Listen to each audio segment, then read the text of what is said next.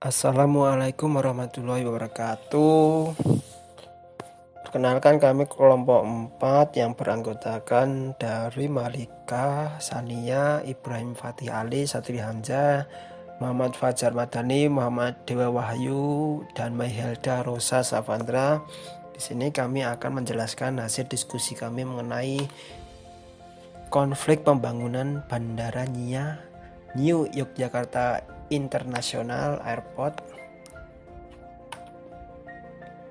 Dimulai dari latar belakang. Adanya proyek pembangunan New Yogyakarta International Airport yang berlangsung sejak 2011 di Kabupaten Kulon Progo memicu terjadinya konflik antara masyarakat setempat dengan pemerintah. Proyek pembangunan bandara ini pada dasarnya merupakan program pemerintah MP3EI atau Master Plan Percepatan dan Perluasan Pembangunan Ekonomi Indonesia yang kemudian diteruskan melalui RPJMN atau Rencana Pembangunan Jangka Menengah Nasional. Proyek ini dibangun di Kecamatan Temon, Kabupaten Kulon Progo yang pada dasarnya merupakan tanah yang padat dengan lahan sawah yang produktif. Tentu saja menuai pertentangan dari masyarakat. Proyek ini membutuhkan 637 hektar dan mau tidak mau akan menggusur keberadaan masyarakat yang selama ini tinggal di wilayah tersebut. Selain itu, penolakan warga didasari oleh proyek ini sangat berpengaruh terhadap perekonomian masyarakat setempat karena mayoritas penduduknya yang berprofesi sebagai petani dan sebagian lainnya berprofesi sebagai nelayan. Tentunya terdampak langsung karena adanya peralihan fungsi lahan yang dapat menghilangkan sumber perekonomian mereka. Dalam teori konflik, Max Weber melihat bahwa konflik itu terjadi karena setiap orang ingin dipandang tinggi oleh masyarakat. Dan konflik dalam perubahan sosial bukan hanya disebabkan oleh faktor ekonomi saja, tetapi turut berpuncak dari berbagai faktor. Dan Max Weber menyatakan bahwa konflik itu terjadi karena orang berebut kekuasaan untuk memperoleh paratis atau wibawa. Pada analisa konflik kami kali ini menggunakan alat pemetaan konflik. Yang pertama, pada aspek politik. Nah, dalam aspek ini ada proses formulasi kebijakan publik koheren dengan keputusan politik. Kebijakan publik dan keputusan politik senantiasa berimplikasi pada keadilan sosial atau ekonomi masyarakat. Nah, keadilan sosial bagi Jeremy Bentham merupakan kualifikasi kesenangan sekaligus penderitaan pada mereka yang menjadi objek pembangunan. Dalam kasus pembangunan New Yogyakarta International Airport, jenis kebahagiaan warga setempat dibedakan menjadi jenis kebahagiaan yang bersifat material dan fisikal atau tingkat konsumerisme yang berlebihan dan kesederhanaan yang minimalis. Warga pro pembangunan NYIA menyetujui pergusuran demi pembangunan tersebut dikarenakan uang ganti rugi yang cukup besar. Sedangkan mereka yang melakukan penolakan memiliki prinsip ideal bahwa uang ganti rugi untuk menyetujui pengurusan adalah buruk. Warga pro konstruksi memiliki kehendak konsumtif untuk mentransformasikan bentuk kebutuhan primer maupun sekunder mereka dengan memaksimalkan uang ganti rugi yang diberikan adalah angkasa pura. Warga kontra memiliki kehendak untuk tetap mempertahankan rumah dan profesinya sebagai seorang petani, bahwa tingkat kebahagiaan diukur hanya dengan makan 3 kali sehari, maka warga tetap bahagia dengan atau tanpa NYIA. Kesadaran politik warga tentu menjadi penyebab utama di wilayah mana mereka berposisi. Mereka yang pro adalah mereka yang memiliki tingkat kesadaran politik parokial, sedangkan mereka yang kontra cenderung memiliki tingkat kesadaran politik yang partisipan. Oleh karena itu, ada perbedaan perspektif di antara keduanya dalam melihat konflik yang terjadi. Mereka yang parokial memiliki kecenderungan takut berhadapan dengan penguasa, sedangkan mereka yang memiliki kebudayaan politik partisipan memiliki akses dan keberanian untuk berhadapan dengan objek pembangunan. Selanjutnya untuk aspek ekologi. Ekologi sosial merupakan relasi yang serat akan manusia atau masyarakat dan lingkungan hidup, di mana masyarakat harus menyesuaikan sikap dan perilaku pada alam, guna mempertahankan keberlangsungan penghidupan mereka sehingga tidak berdampak pada kerusakan alam. Nah, salah satunya yaitu gumuk pasir di sepanjang pesisir pantai Gelagah Kulon Progo, di mana merupakan bagian dari gugusan gumuk pasir yang merupakan satu dari 14 gumuk pasir pantai di dunia yang memiliki fungsi ekologis sebagai benteng terhadap ancaman tsunami, pencegahan peresapan air laut ke lapisan air tanah, dan penghambat pengikisan daratan pantai. Pembangunan bandara tersebut mengancam hilangnya gumuk pasir sehingga mengubah kawasan di sekitarnya menjadi kawasan rawan bencana. Dalam kasus pembangunan yang terjadi di Kulon Progo, mengidentifikasikan bahwa masyarakat memiliki kecenderungan apatis terhadap persoalan lingkungan. Pada saat berlangsungnya penggusuran, masyarakat tersadarkan oleh kerusakan yang ternyata mengancam keberlangsungan hidup mereka, seperti menghambat mobilitas sosial, mobilitas ekonomi, hingga kebudayaan dan kebiasaan bertradisi masyarakat itu sendiri, terutama untuk masyarakat Temon, di mana mereka harus memiliki kesadaran kritis berwawasan ekologi, kendati sadar bahwa penggusuran dinilai merusak tatanan sosial ekonomi masyarakat, dan mereka perlu adanya aksi-aksi preventif dan persuasif untuk mengkampanyekan lingkungan hidup sehat. Baik, saya akan melanjutkan pembahasan mengenai pemetaan konflik pembangunan Bandara Nia ini. Secara sosial, isu pembangunan bandara ini telah mengubah interaksi sosial di antara komunitas warga hingga terjadi berbagai konflik horizontal, bahkan hingga level keluarga. Warga pedesaan yang tadinya guyup dan saling tolong-menolong menjadi sangat berjarak. Bahkan pada kasus yang paling ekstrim, tidak lagi saling tegur sapa antar warga, bahkan antar anggota keluarga. Hal ini sebenarnya dipicu oleh terpecah belahnya warga yang terbagi menjadi kelompok-kelompok yang bertentangan dalam mengambil keputusan terkait pembangunan bandara. Terdapat kelompok yang pro yang bersedia menjual tanahnya melalui ganti rugi dan relokasi karena iming-iming dari pihak pengembang PT. Namun juga ada kelompok yang kontra yang tetap bertahan tidak mau menjual tanahnya dengan alasan penghidupan sebagai petani dan menjaga tanah warisan leluhur untuk keberlangsungan hidup anak cucu mereka. Kemudian selanjutnya, konflik yang terjadi atas pembangunan Nia ini secara alamiah menjadikan para warga memiliki rasa soliditas dan solidaritas.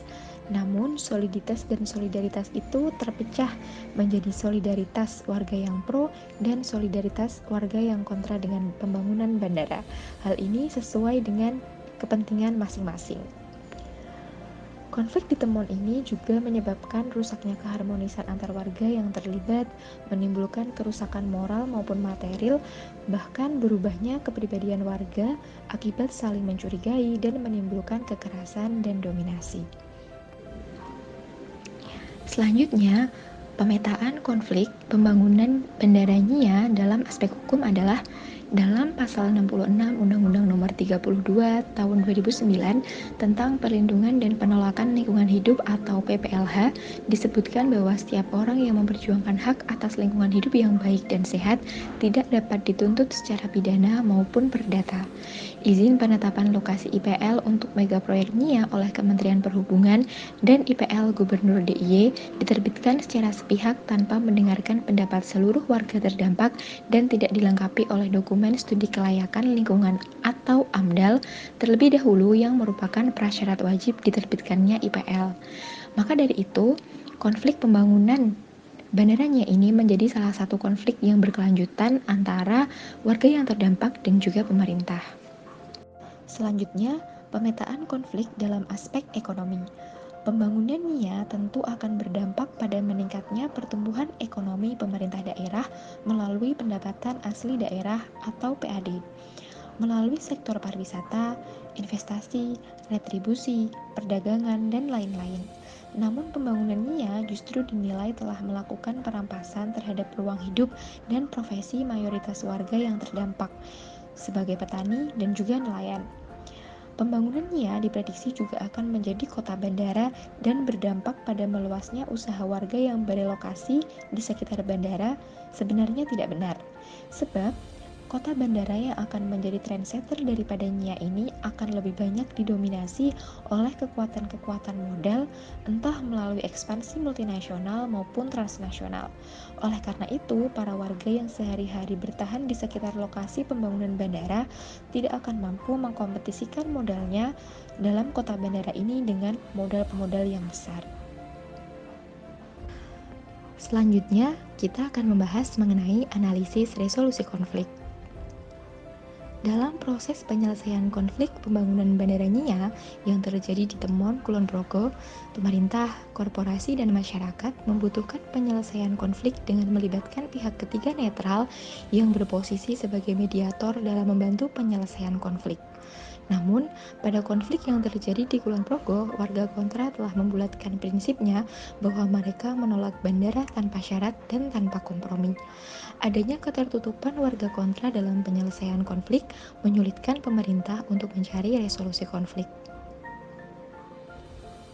Kemudian, warga Temon yang kontra dari kalangan orang tua lebih bersifat tertutup terhadap arus informasi dan membangun kesepakatan dalam pembangunannya, sehingga menjadi bias informasi mengenai konflik dan upaya penyelesaian konflik. Sedangkan dari kalangan anak muda lebih terbuka dalam menerima arus informasi dan terlibat secara aktif dalam pengorganisiran penolakan. Kemudian, pihak pemerintah telah berupaya semaksimal mungkin untuk memberikan sosialisasi kepada masyarakat secara menyeluruh agar supaya proses pembangunan Bandara NIA dapat diimplementasikan tanpa konflik. Pemerintah telah melaksanakan sosialisasi pada masyarakat. Prosedur yang ditempuh oleh pemerintah pun sudah sesuai dengan aturan, termasuk dalam pembebasan lahan. Sebagai bentuk sosialisasi, pemerintah juga telah melakukan kunjungan door-to-door untuk menyerap aspirasi masyarakat dan menyukseskan pembangunan proyek nasional ini. Assalamualaikum warahmatullahi wabarakatuh. Saya Sania akan menyampaikan terkait kondisi saat ini Bandara NIA, yaitu yang pertama, Bandara NIA sudah mulai beroperasi. Kemudian masyarakat yang menolak pembangunan Bandara Internasional Yogyakarta sudah mulai melunak. Mereka telah menandatangani dan menyetujui kesepakatan terkait uang ganti rugi. Kemudian pemerintah sudah menyiapkan pemukiman kembali pada desa terdampak pembangunan bandara yang dapat dibeli dengan uang ganti rugi tersebut. Nah, di sini juga ada data terkait dengan pembangunan bandara internasional yang berdampak pada 283 KK di 5 desa, yaitu Glagah, Palihan, Janten, Jangkaran, dan Kebonrejo, serta merelokasi 518 rumah warga. Sementara itu, untuk luas bidang yang dibutuhkan pembangunan bandara adalah sebanyak 5.838,33 meter persegi. Pembangunan Bandara Internasional Yogyakarta ini merupakan program strategis nasional yang harus dilaksanakan, namun tidak mengganggu kepentingan masyarakat melalui uang ganti rugi dan juga pemukiman kembali. Di sisi lain, untuk mengatasi pengangguran, terdapat 13 jenis pelatihan yang diselenggarakan secara gratis oleh pemerintah, seperti yang telah disampaikan oleh Pak Sutejo sebagai Bupati, yaitu melalui pelatihan itu upaya menyiapkan sumber daya manusia unggul dan bertanggung jawab disiapkan lebih dini, sehingga saat bandara beroperasi warga bisa terlibat aktif, punya daya saing pada pekerjaan yang ada, sekaligus untuk menekankan angka pengangguran di Kulon Progo. Nah, 13 paket pelatihan itu diantaranya ada pelatihan bahasa Inggris, bahasa Jepang, pembuatan kue dan roti, pelatihan tata rias dan kecantikan, serta pelatihan servis sepeda motor konvensional. Kemudian ada pelatihan internet marketing, perawatan AC, pelatihan mebel dan furniture, serta pelatihan menjahit dan pelatihan juru las. Dilansir dari tirto.id, nah di sini kita melihat warga yang digusur tuh mereka sudah memiliki tempat huni yang layak gitu. Terus tapi permasalahan di sana tuh mereka tuh pekerjaan ya dari petani. Terus sekarang kebanyakan tuh mereka nganggur, terutama yang perempuan. Nah, dan setelah perpindahan itu tuh menjadikan perubahan kehidupan mereka juga, dari yang mereka sebelumnya lebih berkecukupan, maksudnya setiap harinya mereka bisa tanam padi, terus tanam sayur, palawija untuk kehidupan sehari-hari. Sekarang mereka tidak bisa tanam, harus beli. Jadi mereka tuh merasa kalau lebih boros gitu. Terus setelah itu tak hanya itu, kebanyakan bapak-bapak di sana tuh juga mereka tani dan juga buruh serabutan gitu, kayak menggantungkan diri di sekolah. Maksudnya kayak sekolah mereka kan butuh kayak ada orang yang harus membantu kayak pembangunan, terus yang lainnya bangun sekolahnya. Sekarang mereka hanya ya ada yang kayak ya cuman nganggur, cuman buka warung kelontong. Terus ada juga yang menyewakan mobil kan, kompensasi dari perusahaan juga banyak, cuman mereka untuk pekerjaan nihil untuk mendapatkan pekerjaan juga, karena kebanyakan dari masyarakat di sana tuh petani gitu. Jadi kesimpulannya, konflik pembangunan bandara merupakan konflik yang memiliki kompleksitas tersendiri. Selain melibatkan pemerintah, korporasi, dan warga masyarakat, di kalangan warga juga terdapat perbedaan. Perbedaan ini bukan hanya antara kelompok pendukung dan penentang pendirian bandara saja, tetapi juga terdiri antara kelompok orang tua dan kelompok anak muda yang memiliki pendapat, reaksi, dan juga sikap yang berbeda. Meskipun Komnas HAM sudah berusaha untuk terlibat, namun mereka justru dianggap lebih memihak kelompok yang menentang pembangunan. Pemerintah perlu menyusun program lain yang lebih tepat untuk menyelesaikan konflik pembangunan bandara yang sampai sekarang masih ada meskipun bandara sudah beroperasi.